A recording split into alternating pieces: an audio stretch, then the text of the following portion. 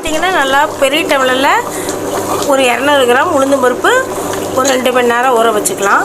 இது கிரைண்டரில் லைட்டாக தண்ணி தெளித்து, தண்ணி ஊற்றாத முதல்ல வந்து மைய அரைச்சிக்கோங்க. அப்புறம் லைட்டாக தண்ணி தெளித்து நல்லா இந்த பதத்துக்கு நல்லா அரைச்சி எடுத்துக்கலாம். இப்போ பார்த்திங்கன்னா மாவு வந்து நல்லா வலிச்சு வச்சுட்டோம். நல்லா திக்னஸ்ஸாக பாருங்கள், இந்த அளவுக்கு இருக்குது.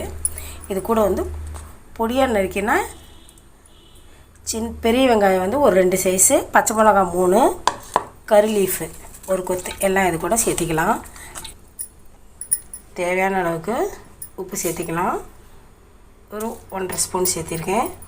கொஞ்சம் வந்து நமக்கு வந்து கிறிஸ்பியாக வர்றதுக்காக அரிசி மாவு வந்து ஒரு 2 ஸ்பூன் வந்து இது கூட சேர்த்திக்கோங்க.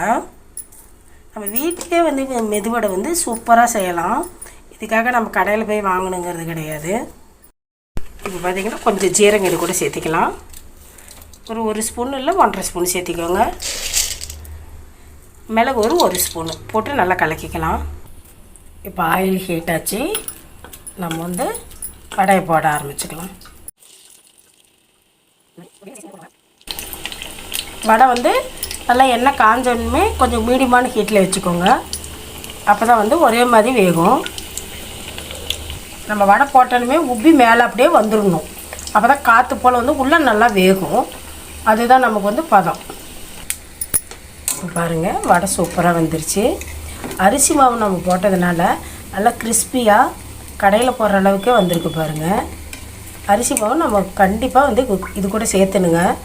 பார்த்திங்களா, வடை சூப்பராக வந்துருச்சு. இந்த மாதிரி எல்லா வடையும் சுட்டுட்டு உங்களுக்கு நான் காமிக்கிறேன். சூப்பராக பாருங்கள், வீட்லேயே வந்து மெதுவடை ரெசிபி தயார் பண்ணிட்டோம்.